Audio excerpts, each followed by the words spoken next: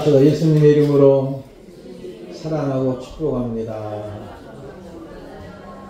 오늘 주제는 부활의 첫 증인 막달라 마리아 이야기를 중심으로 같이 말씀을 드리겠습니다. 1절을 우선 보니까 안식후 첫날 일찍이 아직 어두울 때에 막달라 마리아가 무덤에 와서 돌이 무덤에서 옮겨진 것을 보고, 이것은 분명코 예수님이 부활의 역사인데도 아직도 막달라 마리아, 베드로, 요한, 다른 제자들이 알지 못했다고 했어요. 믿지는 못하는 것이죠. 사실 일반적인 입장에서 믿기가 어려운 상황이죠. 그런데 이 막달라 마리아는 예수님의 장례를 목격한 사람이에요. 그래서 예수님께 향유를 바르고자 왔다는 것이 아닌가 이런 생각이 들었지요. 그래서 중요한 건 뭐냐면 여기서 안식 후 첫날은 오늘날 주님의 날입니다. 오늘 바로 우리가 예배드리는 이 날이죠. 그리고 아직 어두울 때에 이렇게 표현하지요. 이것은 문해적인 표현입니다. 쉽게 말하면 부활의 첫날이 밝아왔는데 어두울 때의 표현은 아직도 막달라 마리아와 베드로, 요한 그리고 제자들이 영적인 인식이 어둠에 있다는 말이죠. 특히 우리는 막달라 마리아는 막달라를 이 성으로 생각하는데 아니죠. 지명 이름입니다. 그래서 보통 우리는 예를 들어서 옛날에 천안에서 시집 온 사람은 천안때, 안성에서 시집 온 사람은 안성때가 듣기, 막달라 마리아는 바로 성이 아니고 마리아 이름은 상당히 많습니다. 그 당시에 일반적으로 우리나라에서 영자, 순자, 미자 이름만 듣기 이렇게 상당히 이름이 많았던 거예요. 그래서 막달라 마리아는 막달라에 와서 있던 여인이라고 생각할 수 있죠. 근데 중요한 건 뭐냐면 막달라 마리아에 대해서 오해를 거둬야 될 것이 있는데, 많은 분들이 막달라 마리아가 이제 창녀 출신이라고 하는 분이 간혹 있어요. 그건 성경에는 단 한 번도 언급한 적이 없는데도 어떻게 유출을 했는지 모르지만 창녀 출신은 아닌 것을 우리는 이해를 해야 됩니다. 다만 문제가 뭐냐면 귀신이 일곱 귀신이 됐다는 이야기가 나와요. 마가복음 16장 7절 말씀을 우리 11절까지 김 권사님께서 읽어주시면 좋겠습니다.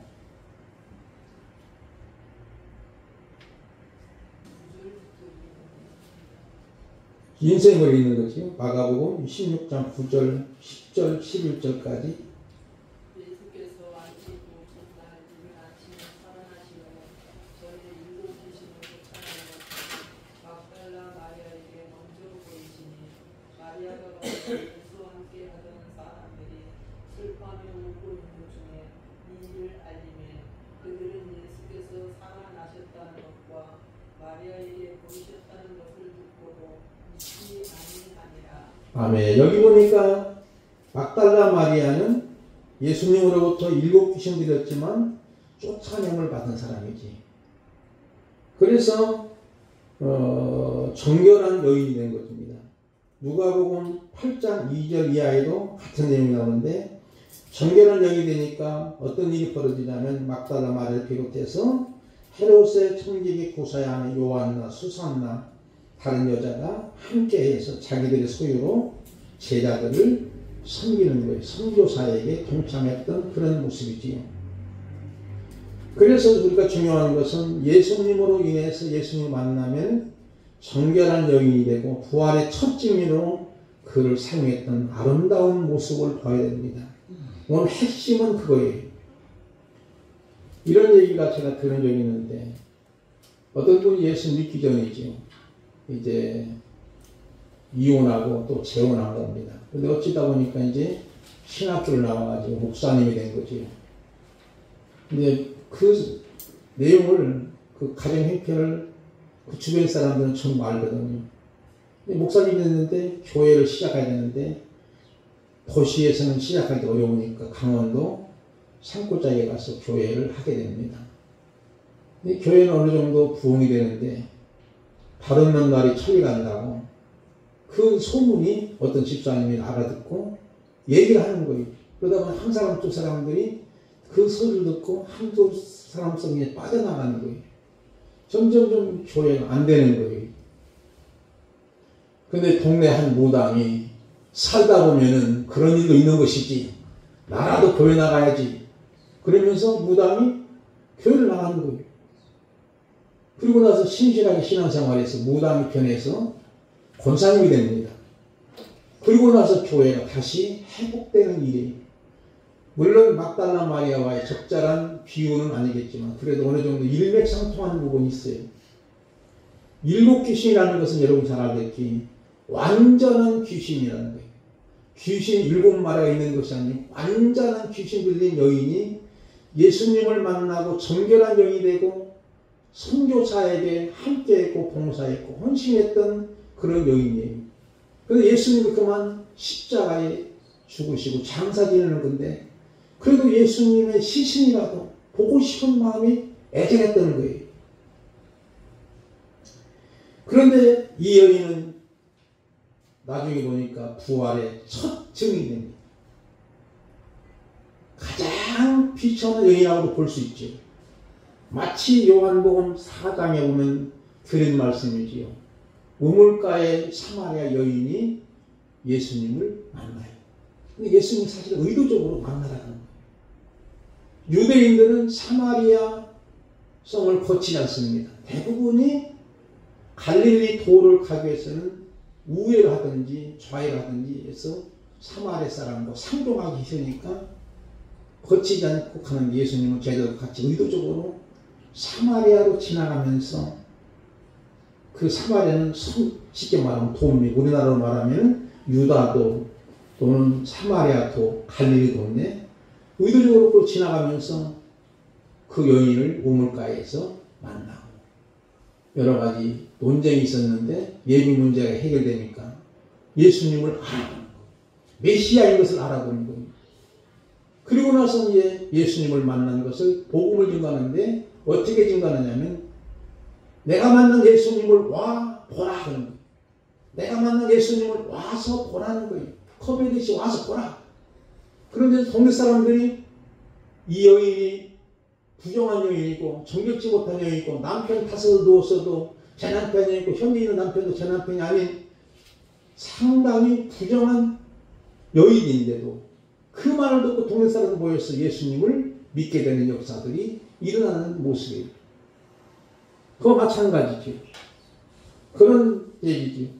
그래서 요한복음 4장 28절 이하에 보니까 여자가 물동이를 버려두고 동네에 들어가서 사람들이 이르되 내가 행한 모든 일을 내게 말한 사람을 와서 보라. 이는 그리스도가 아니냐 하니 그들이 동네에서 와서 나와 예수께로 오더라 그랬지. 그 물동이를 버려두고 이제는 예수님을 전하는 그러니까 동네 사람들이 와서 예수님 믿고 나중에 예수님께서 말씀하신 대로 믿고 구원받은 자들이 상당히 많았던 역사가 일어납니다.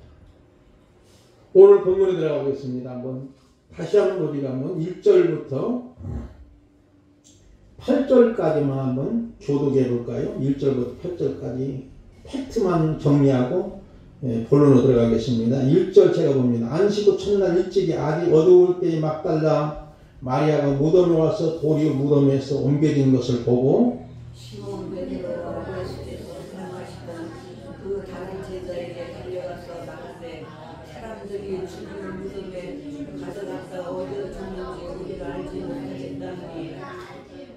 베드로와 그 다른 제자가 나가서 무덤으로 갈새 우리 같이 가는 데라더니 그 다른 제자가 베드로와 더 달려가서 먼저 무덤에 이르러 굽으려 세마포 놓인 것을 보았으나 들어가기는 아니하더니 시몬 베드로를 따라가서 무덤에 들어가보니 세마포가 놓였고 또 머리에 쌌던 수건은 세마포와 함께 놓이지 않고 딴 곳에 쌌던 대로 놓여 있더라. 그때 아내는 먼저 갔던 그 다른 제자들도 들어가서 보고 있더라. 거기까지만 보겠습니다. 이 내용은 간단한 거예요. 마리아가 무덤에 간 거잖아요. 예수님 돌무덤에. 근데 돌이 딱 옮겨진 거예요. 보니까 예수님의 시신이 없는 거예요. 누가 훔쳐갔는지 도무지 누가 옮겨놨는지 그래서 빨리 가서 베드로 요한에게 측근인 줄 알고 보고를 합니다. 이 얘기를 하니까. 이제 베드로 요한이 막 달려오는 거예요. 근데 먼저 본 사람은 요한이, 왜냐하면 요한 나이가 젊고 베드로 나이가 좀 있으니까 요한이 먼저 와가지고 무덤을 보면서도 무덤에 들어가지 않고 그 세마포만 있는 걸 보는 거예요.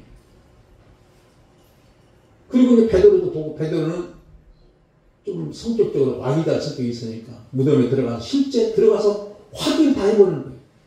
나중에서 이제 요한도, 다른 제자는 요한입니다. 사도 요한이에요. 이 성경을 기록한 사도 요한인데 들어가서 보니까 예수님 시신이 있는 거고 세마포가 계속 그 시키면 수위가 그대로 잘 접어서 양쪽에 있는 거예요. 머리에 싼 수건과 옷과는 따로따로 이렇게 있는 거예요. 그리고 분명코 예수님이 부활하신 것을 인지를 해야 되는데 아직도 그들은 인지를 못하는 거예요. 인식을 못하는 거예요. 그리고 그래서 그들은 어떻게 하냐면요, 믿기는 믿는데 그 믿음은 팩트만 믿는 거고, 쉽게 말하면 시신이 없는 것만 믿는 거예요. 그래서 9절과 10절 말씀을 우리 청취자들한테 읽어주실까요? 그들은 성경에 그가 죽은 자 가운데서 다시 살아나야 하리라 하신 말씀을 아직 알지 못하더라.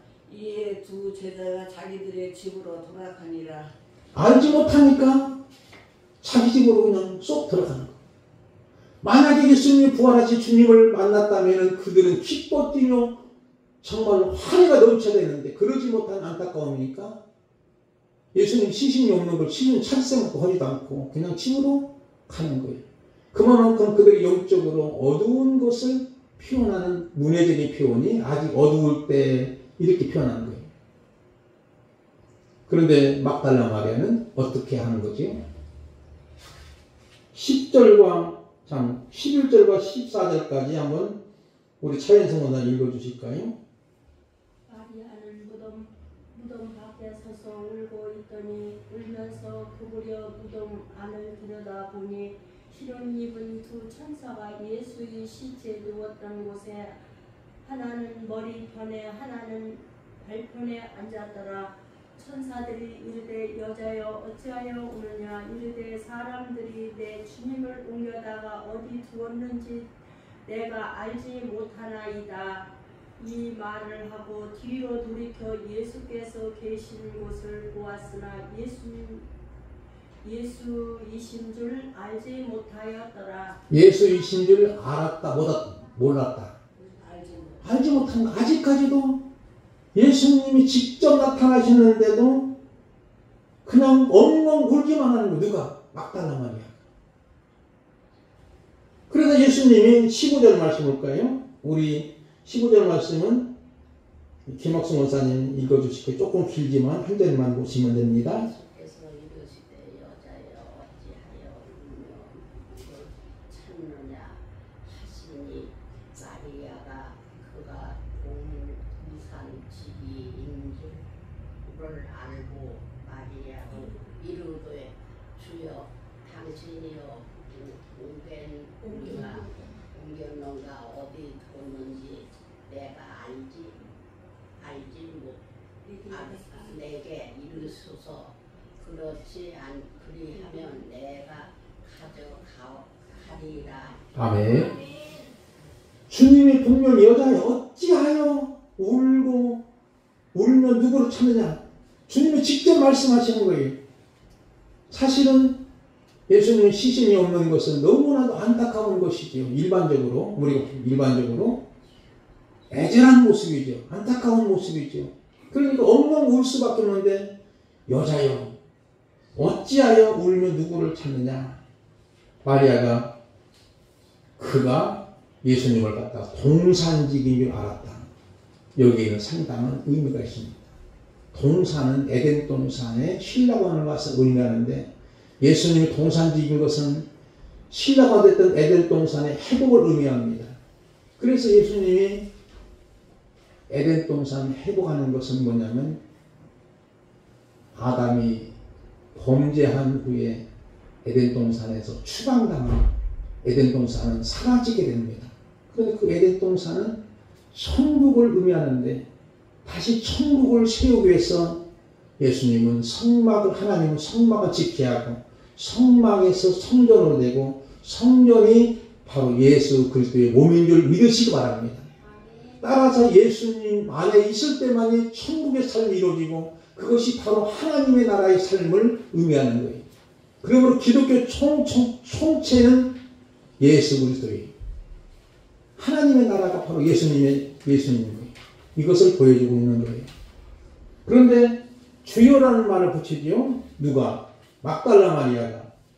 이것은 분명코 존칭을 하지만 주인으로 고백함이 아니에요. 너무나 예수님의 시신이 없는 것에 대한 아픈 마음의 고스란히 드러나는 거예요. 그래서 혹시 당신이 옮겼거든 어디 두었는지 알려주시면 내가 가져가겠습니다.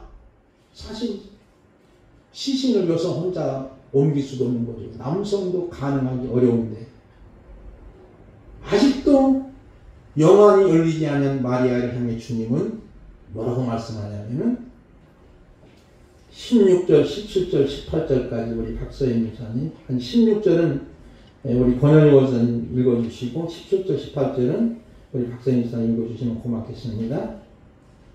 16절 권권사님 읽어주시면 좋겠습니다.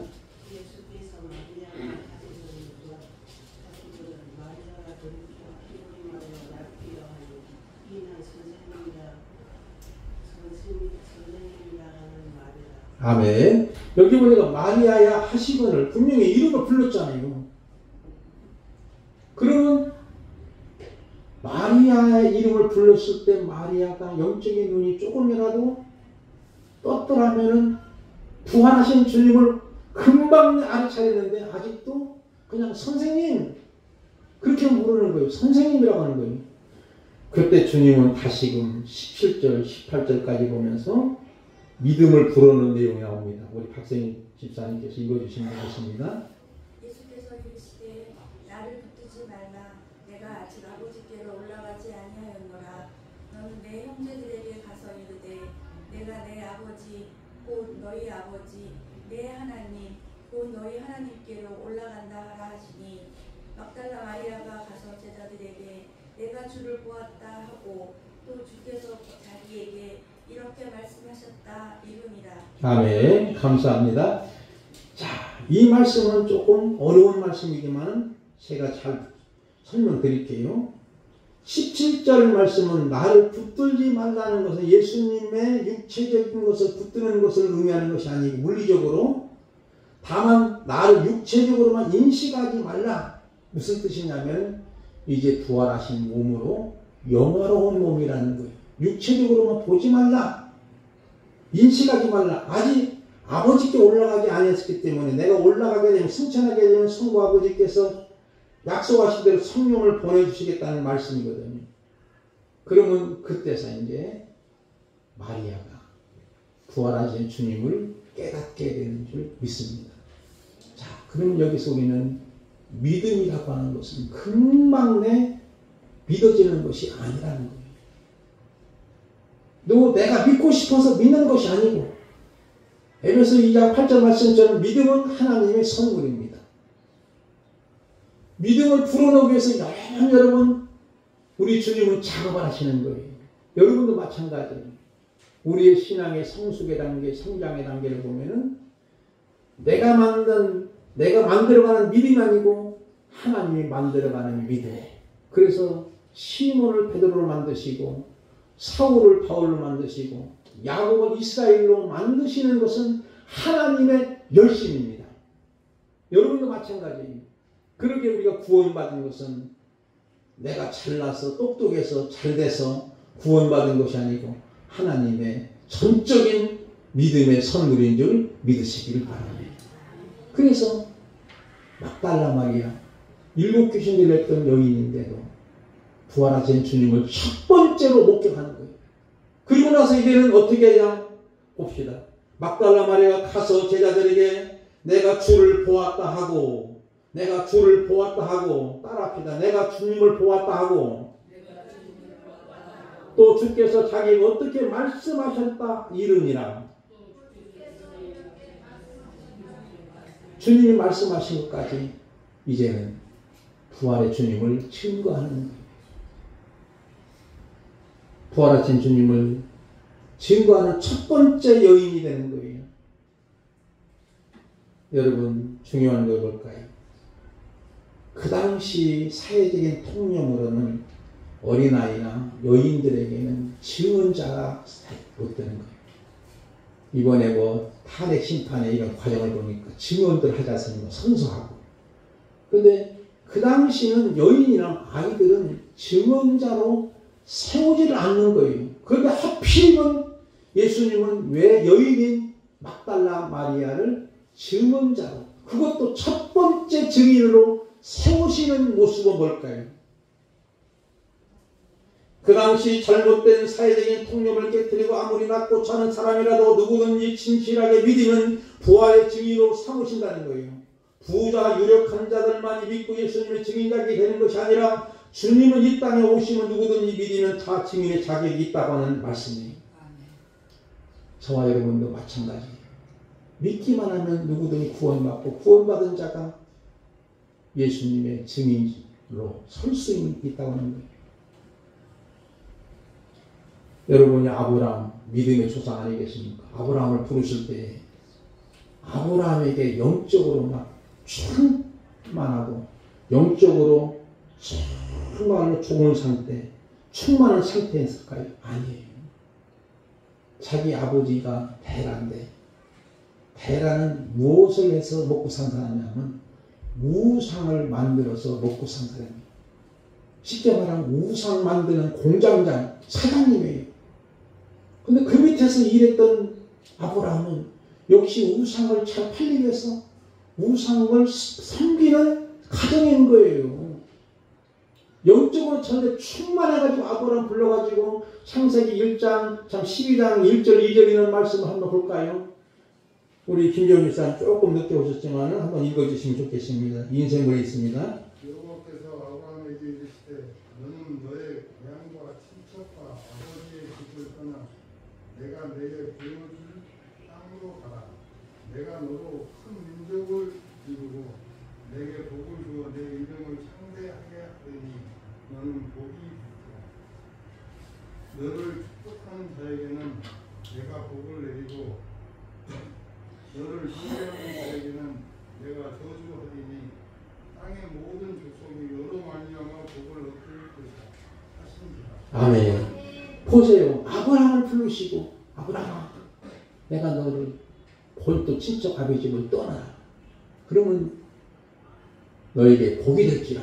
너를 저주하는 자 저주받게 하고 너를 축복하는 자 축복받게 할 것이다. 너는 복이 될지라.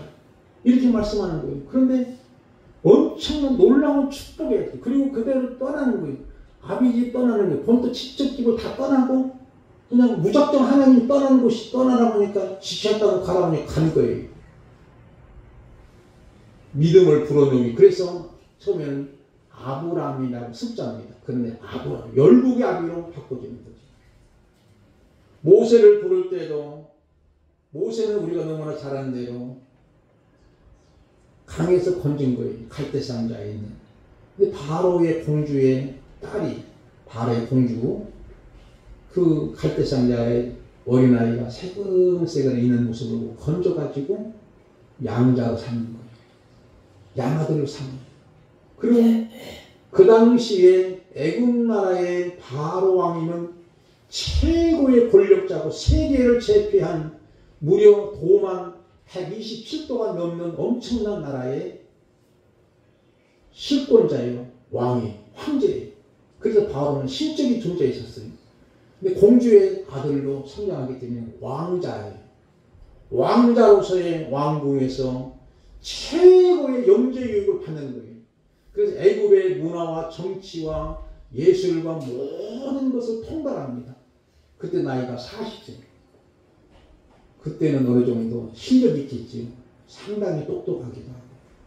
근데 이 모세가 성장하는 과정에서 보니까 자기 친어머니가 유으로 온 거예요. 요괴이시. 왜냐하면 모세를 낳고 나니까 젖이 퉁퉁 불어. 근데 미리암이 그걸 알고 나서 공주에게 찾아가서 내가 유모를 구해드릴까요? 그래서 유모를 구했는데 사실 친어머니 소개하니까 요괴밭이. 근데 요괴밭은 젖이 부르고 있기 때문에 젖을 먹이면서 이 어린 시절부터 쫓기고 시키는 거예요. 너는 애굽인이 아니고 히브리인이야. 너는 히브리인이야. 계속 죽이고 시키면서 40대가 됐을 때 지나가다 보니까 자기 민족 히브리인이 애굽인한테 학대를 받는 거예요. 엄청나게 막 학대를 받는 거예요. 그래서 그 학대하는 애굽인을 잡아놓고 현장에서 때려 죽이는 거예요. 실력이 있으니까. 그런데 그것이 들통이 나오니까 쫓겨납니다. 도망가지 않으면 죽게 되거든요. 그 미디안 광야로 쫓겨납니다. 왕자가 쫓겨나가지고 거기서 이제 목동노를 합니다. 여러분 사실 목축업이라고 하는 것은 쉬운 것이 아니에요. 똥 냄새도 같이 맡아야 되고 똥도 치야 되고 뭐 하여튼 더러운 것을 다 만져야 돼요. 그 왕자의 신세가 40년 동안 광야의 미디안 광야에서 목동노를 할 때 하나님이 만 80세에 그를 호렙산에서 떨기나무 불꽃 가운데 그를 부르시는 거예요. 모세가 그럴 때는 나 안 됩니다. 나는 어린아이 같습니다. 나는 말도 못합니다. 그런 하나님이 그를 불러 쓰셔서 이스라엘 민족의 해방자로, 구원자로, 지도자로, 영도자로 세우는 거예요. 그래서 이스라엘 민족을, 히브리 민족을 구원시키는 지도자로 세우는 거예요. 그때는 가장 나약한 시절. 우리 80세 넘으신 권사님들이 많지만 80이 넘으시면 아무래도 생각이 달라지지 않습니까? 그런데 그때 부르시는 거. 그리고 여러분이 중요한 건 뭐냐면 야 나는 80 넘고 90이 넘었으니까 나는 아무것도 못해. 나는 폐인이야. 절대 하나님이 불러 쓰시면 반드시 되는 줄 믿으시기 바랍니다.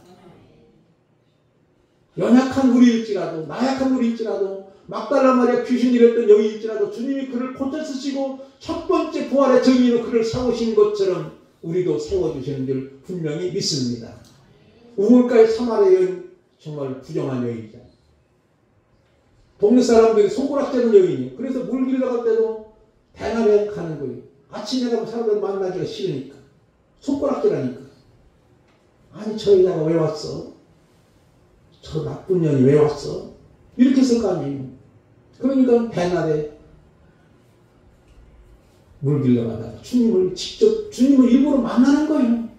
물 좀 달라고 만나는 거예요. 그리고 주님을 만나고 나서 주님을 전도하는 정말로 전도자가 되는 거예요. 그런 모습처럼 하나님은 누구든지 믿기만 하면 쓰시는 줄 분명히 믿습니다. 바울의 경우를 이야기하고 말씀을 적겠습니다. 바울이라는 이름은 작다는 거예요. 뜻이 사울은 크다는 거예요. 그때는 그가 의기양양했었어요. 율법주의자예요. 가말리엘 문화생이고 지금으로 말하면 서울대 법대 출신인데 그 중에서도 수석으로 졸업한 사람이에요. 그러면 오만하기 짝이 없는 건데 대단한 공문서를 가지고 저 예수쟁이도 잡으러 가야 되겠다. 어디까지 잡으러 가는 지금으로 다마스커스까지 가서 잡으러 가는데 거기서 예수님을 만나요. 부활하신 주님을 만나요. 강한 햇빛 가운데 빛 가운데 주님을 만나게 되고 주님을 만나고 나서는 그가 이제 예수의 살다 예수의 주께 되는 순교자가 됩니다. 그런데 그는 어떤 사람이냐? 핍박자 중에 핍박자, 살인자 중에 살인자가 있었어요. 누구냐면 스데반 집사님을 돌로 죽일 때에 가장 앞지민으로 하는 사람이 사울에 있었어요. 근데 주님은 그도 만나시고 고쳐 쓰시는 거예요. 여러분, 그러면 우리도 연약하지만 하나님이 얼마든지 우리를 사용하시면 사용되는 줄 믿으시기를 주님의 이름으로 축복을 드립니다. 우리 복음송에서 찬양하겠습니다.